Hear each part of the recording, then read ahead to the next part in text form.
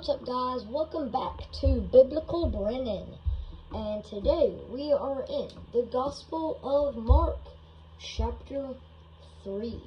So, I'm gonna write it here, and we will start. I am using the NIV this time, trying to get some continuity going.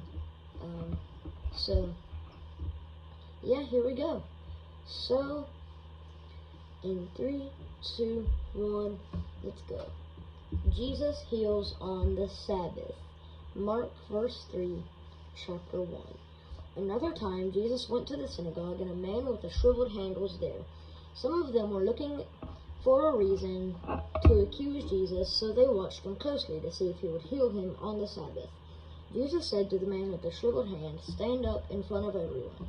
Then Jesus asked them, "Which is lawful on the Sabbath, to do good or to do evil, to save life or to kill?" But they remained silent. He looked around at them in anger, and, deeply distressed at their stubborn hearts, said to the man, "Stretch out your hand."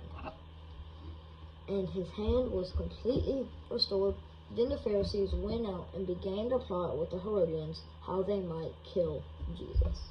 So, as we can see here, we're going to add a note, and the note is going to say,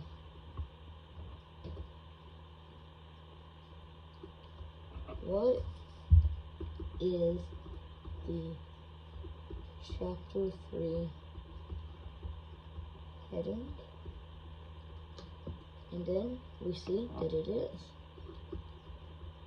Jesus heals on the Sabbath. Then I'm going to add another note. It is going to say, what is the controversy?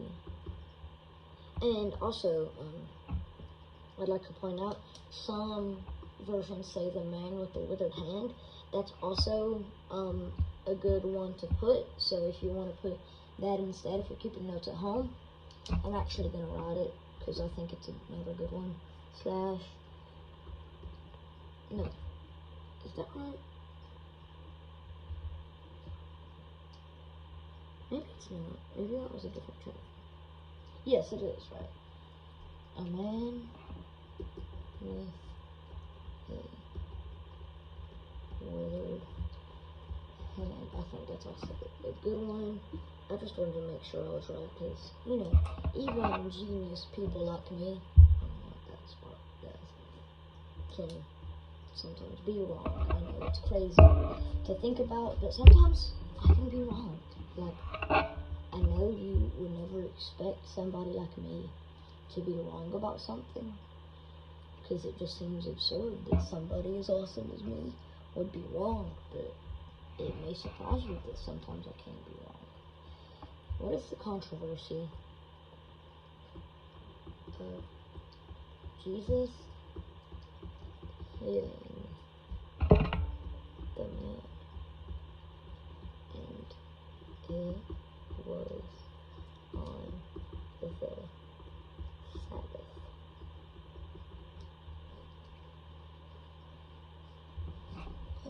Okay, so let's go. Crowd follows Jesus. Jesus withdrew with his disciples to the lake, and a large crowd from Galilee formed. When they heard about all he was doing, many people came from him from Judea, Jerusalem, Idumea, and the regions across the Jordan and around Tyre and Sidon. Because of the crowd, he told his disciples to have a small boat ready for him to keep the people from crowding him, for he had healed many, so that those with diseases were pushing forward to touch him. Whenever the impure spirits saw him, they fell down before him and cried out, "You are the Son of God." But he gave them strict orders not to tell others about him. So, what did Jesus tell the unclean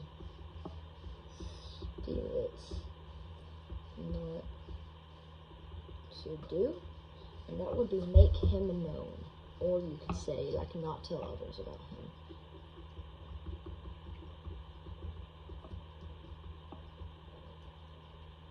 make him own. Yep.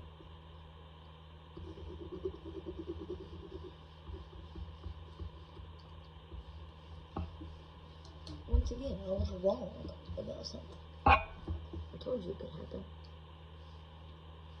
Jesus went up on a mountainside and called him those he wanted, and they came to him. He appointed 12 that they might be with him, and that he might send them out to preach and to have authority to drive out demons. These are the 12 he appointed. Simon, to whom he gave the name Peter, James, son of Zebedee, and his brother John. To them he gave the name Boanerges.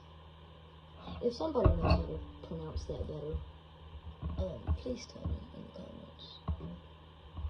Because I don't know, honestly. Which means sons of thunder. Andrew, Philip, Bartholomew, Matthew, Thomas, James, son of Alphaeus, Thaddeus, Simon the Zealot, and Judas Iscariot, who betrayed him. So, Jesus calls the 12 apostles.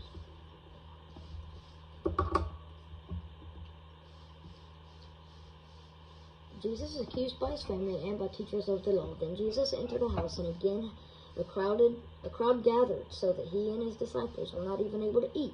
When his family heard about this, they went to take charge of him, for they said, "He is out of his mind." And the teachers of the law, who came down from Jerusalem, said, "He is possessed by Beelzebul, by the prince of demons. He is driving out demons." So he called them over to him and began to speak to them in parables. How can Satan drive out Satan? If a kingdom is divided against itself, that kingdom cannot stand. If a house is divided against itself, that house cannot stand. And if Satan opposes himself and is divided, he cannot stand his end has come. In fact, no one can enter a strong man's house without first tying him up. Then he can plunder the strong man's house. Truly I tell you, people can be forgiven all their sin and every slander they utter. But whoever blasphemes against the Holy Spirit will never be forgiven. They are guilty of an eternal sin. So, there could be a few ways to interpret blasphemy against the Holy Spirit, aka the unforgivable sin. But what we can see in this verse here is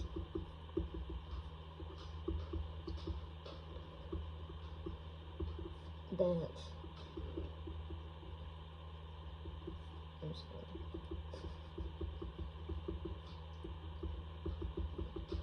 So it is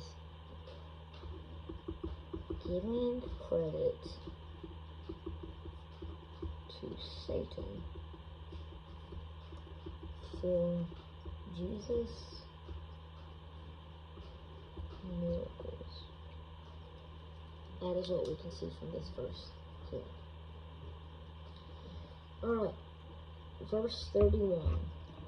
Then Jesus' mother and brothers arrived. Standing outside, they sent someone in to call him. A crowd was sitting around him, and they told him, "Your mother and brothers are outside looking for you." "Who are my mother and my brothers?" he asked. Then he looked at those seated in a circle around him and said, "Here are my mother's. Here.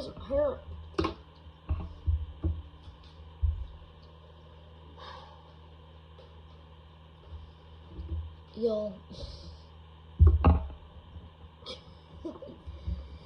"Who are my mother and my brothers?" he asked. Then he looked at those seated in a circle around him and said, "Here are my mother and my brothers. Whoever does God's will is my mother and sister." Y'all, I cannot. "Whoever does God's will is my brother and sister and a mother."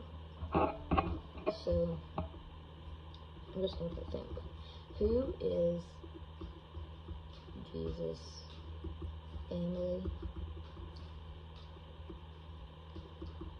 Those who do the will of God. And there we go. That is the Gospel of Mark, chapter 3, done. So, if you haven't seen them, make sure to go check out my other videos. I have 3 videos other than this one. I have Mark chapter 1, Mark chapter 1 part 2, and Mark chapter 2. So, make sure to check those out. They're basically the same as this one, just going through, reading most of the chapter, I do skip around a little bit just for the most important parts. Of course, it's all important. All of the Bible is important, but just getting the key things of the chapter and writing them down for you. So I hope you enjoyed today's video, and I will see you in the next one. Bye.